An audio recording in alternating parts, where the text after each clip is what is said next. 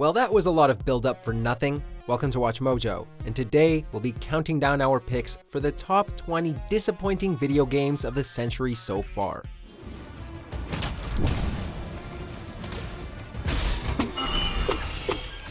For this list, we'll be looking at the most disappointing video games that have been released throughout the 2000s and 2010s. We're not necessarily saying that these games are bad. Rather, they were considered monumental disappointments that weren't able to capitalize on the pre-release hype. Number 20. Resident Evil 6.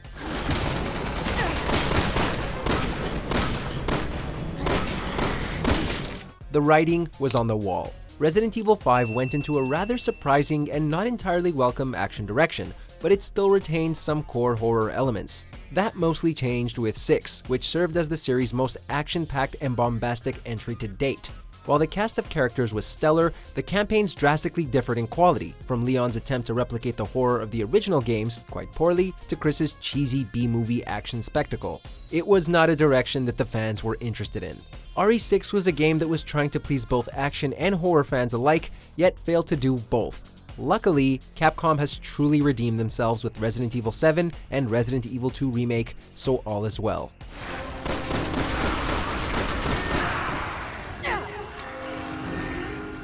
Number 19. Spore.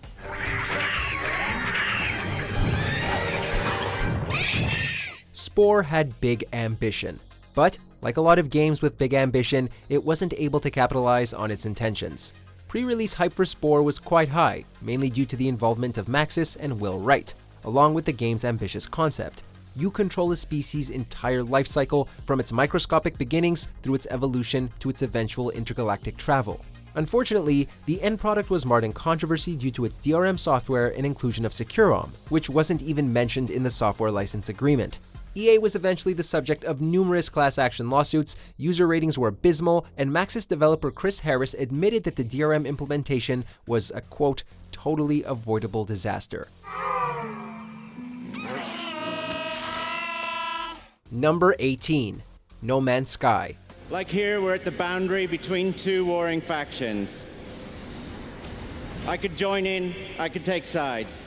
First of all, yes, Hello Games has improved this game in many respectable ways, and it's really not as terrible as it was when it first came out, hence why it's only number 18.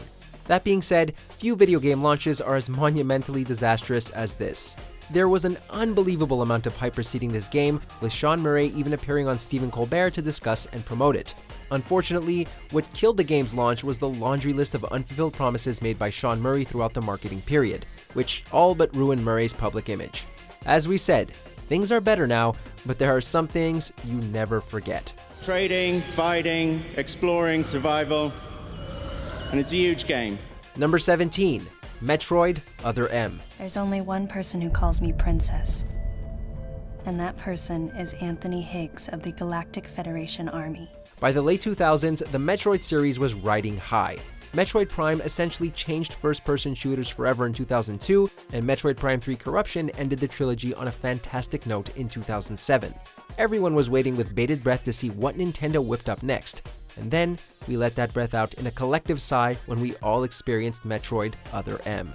It wasn't a terrible game by any means, but the first-person perspective was janky, the writing was terrible, and the characterization of Samus made everyone want one of those memory erasure things from Men in Black. We are desperately waiting for Metroid Prime 4, but we may also be living on Mars by the time that comes out. Unbearable thoughts welled up in me, making me want to get as far away as I could. Number 16. Red Steel.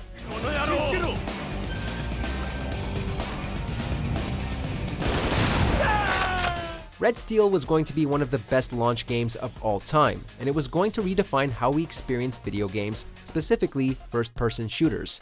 Ubisoft showed us the future, a new form of motion-controlled gaming that promised an unprecedented sense of immersion and interactivity. What we got instead was, well, a Wii shooter. And if you've ever played a Wii shooter, you know that the controls are often clunky, slow, and totally unengaging. This wasn't the future. This was a mediocre FPS with fuzzy 480p graphics and crappy controls that had us punting the Wiimote across the room in frustration. The Wii certainly had its strengths, but dazzling shooters was not one of them.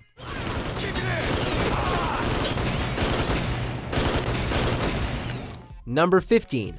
Final Fantasy XIII. They're sending the big guns now. What do we do? Watch and learn. Any new Final Fantasy game is worth celebrating. But that's not to say that every game is an absolute winner, and that was especially the case with Final Fantasy XIII. Hype was quite high for this entry, and it had been nearly 4 years since its announcement at E3 2006, and Square Enix was utilizing a new game engine. We couldn't wait to see what this puppy could do. And while the production was typically astounding, many critics took issue with the game's terribly disappointing linearity.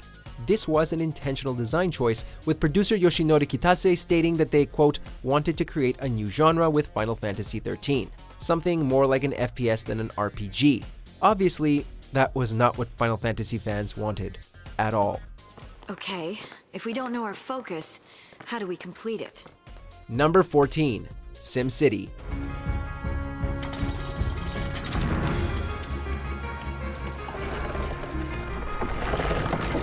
To think, this was once the greatest city-building simulator series of all time, which is what makes this disappointment sting really hard.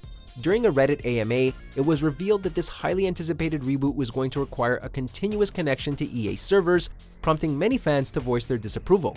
Their hesitations soon proved warranted, as the SimCity launch was an unmitigated disaster of epic proportions. People couldn't connect to the servers, which meant that they couldn't even play the game. Those that did connect were greeted with constant network outages and corrupted save files. Even looking past those issues, the game was nowhere near as complex or enjoyable as its predecessors. There's a good reason no one talks about SimCity anymore.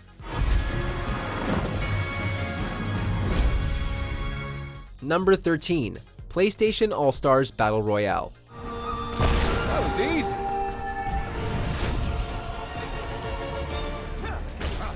It was the game that promised to be the Super Smash Bros. Of the PlayStation brand. It featured some of PlayStation's most iconic characters, including Jak and Daxter, Kratos, Ratchet & Clank, and Nathan Drake. What more could you want? Well, notably, there was no Crash Bandicoot or Spyro, yet amazingly, those omissions felt like nitpicks compared to the game's core problems. The stages were unimaginative, and the gameplay was based entirely around the super combo meter, which meant if you missed your super move, all the preceding fighting was for nothing. It was an insane decision, and it ruined what could have potentially been a legitimate Super Smash Bros. Competitor.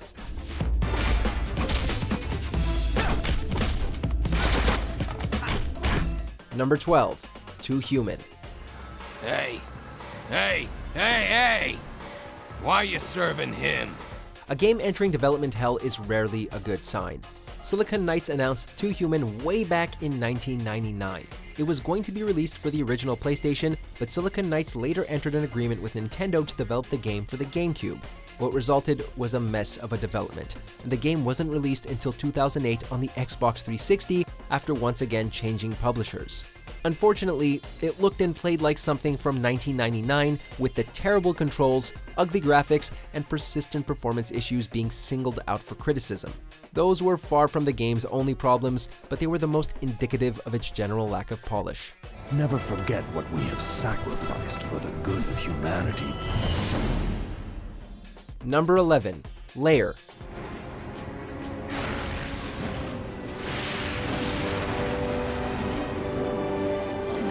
By the mid-2000s, motion control gaming was all the rage. The Wii was a runaway success, so naturally, Nintendo's competition tried hopping on the motion control gravy train. It didn't go well for them. Lair relied on motion controls for its air-based combat and dragon flying, but these controls were horribly implemented and shockingly frustrating. The game also took advantage of the new remote play function, but it was just as awful on the PSP. Perhaps even more so due to its lack of motion sensor controls and various necessary buttons. Sony was then brash enough to send out a Lair reviewer's guide, which condescendingly told critics how to properly play the game. It shattered Factor 5's reputation, and like a dragon, Lair faded into legend. Easy, girl. Let's burn these Mokai bastards! Number 10. Anthem. Scorpions? Damn it! Clean out these pests! How many are nesting in here? All of them? After Mass Effect 3, BioWare seemed to go from one disappointment to the next. The Dragon Age series went through some rough patches, and Andromeda's disappointment closed BioWare's Montreal studio. And the most frustrating thing is that you really wanted to see these games succeed. There's a real potential here. Despite past failings, there was some hype leading to Anthem's release, primarily due to it being a new BioWare IP. However, it proved to be the most disappointing release by BioWare of all their titles, thanks to some horrible technical issues and an over-reliance on grinding. A detailed Kotaku article was later released stating that the game's development was rife with mismanagement, indecision, and a generally stressful work atmosphere. For many, this was the last straw for BioWare.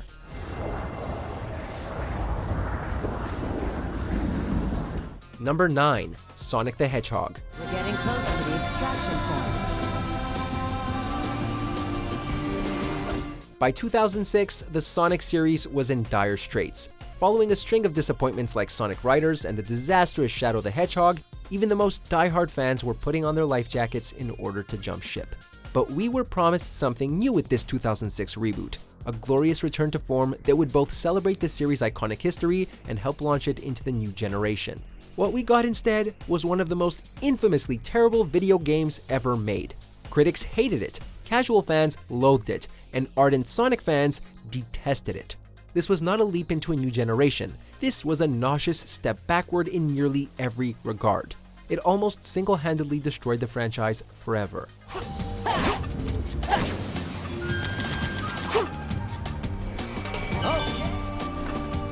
Number 8. Enter the Matrix.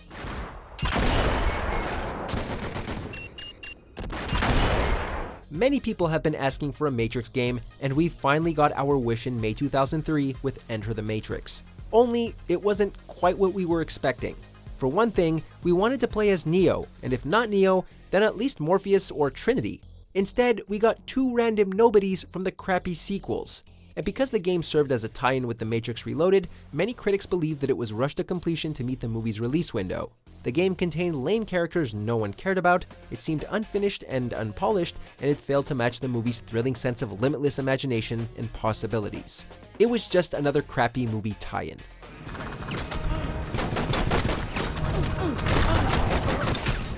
Number 7.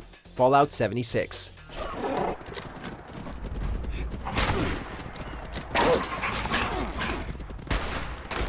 Seriously, what is happening to all of our favorite developers? In the last few years, Bethesda has similarly lost its sense of direction. Fallout 76 had unbelievable potential. A multiplayer game set in the open-world Fallout universe?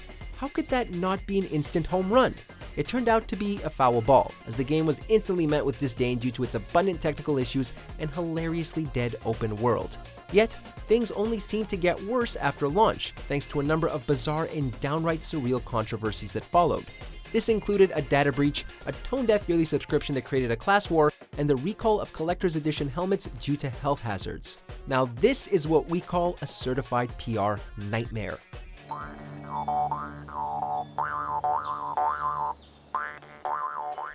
Number 6. Star Wars Battlefront II.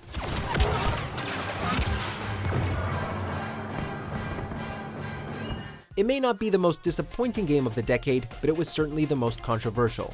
It was revealed during the beta that the game would employ a pay-to-win system through what was deemed a, quote, predatory loot box system. EA responded to the criticism with the now infamous pride and accomplishment defense, and things went downhill quickly. That comment became the most downvoted in Reddit's history. EA's share price took a massive fall, and there were calls from various government bodies and representatives to change gambling laws all over the world.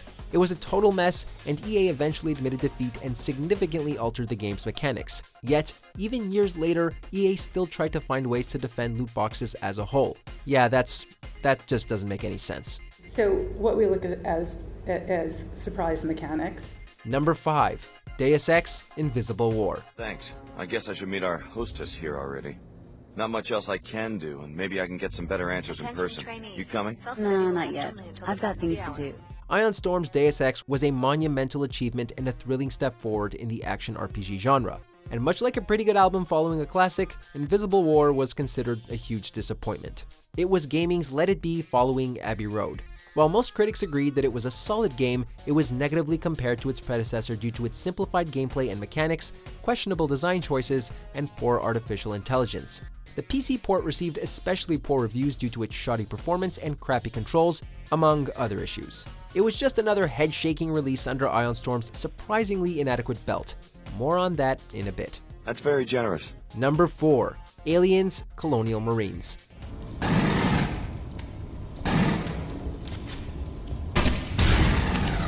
The concept behind this game was quite literally too good to be true.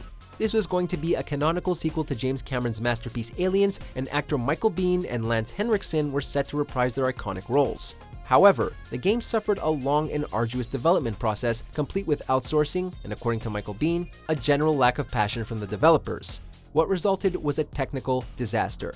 It looked nothing like the trailers had promised, and it had artificial intelligence that was so laughably bad, it completely ruined any dread the iconic xenomorphs posed.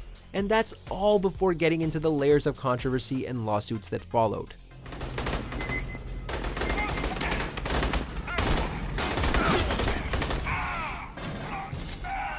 Number 3. Daikatana.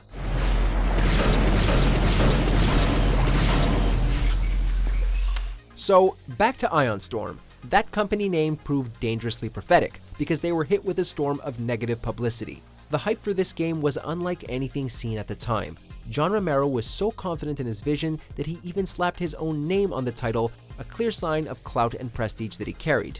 However, Daikatana was marred in controversy, including numerous delays, a PR nightmare of a marketing campaign, and gossipy internal strife. The game itself was also a dumpster fire, and is retrospectively remembered as one of the worst games ever made. It was more than a disappointment, it was a disaster.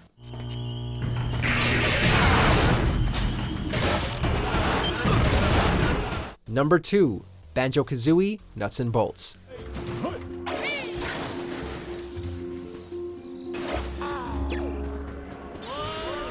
There was once a time when Rare reigned supreme. Unfortunately, that pretty much ended when they were purchased by Microsoft. The 2000s contained a string of monumentally disappointing games, including Perfect Dark Zero and Nuts and Bolts. This was the first main Banjo-Kazooie game in 8 years. Unfortunately, it sidelined the series' traditional platforming for vehicle construction and driving, a move that proved both contentious and enormously divisive. Some enjoy the game for what it is, while others called it a blindsiding that should not have utilized the Banjo-Kazooie property. This was not what the longtime Banjo-Kazooie fans expected or wanted.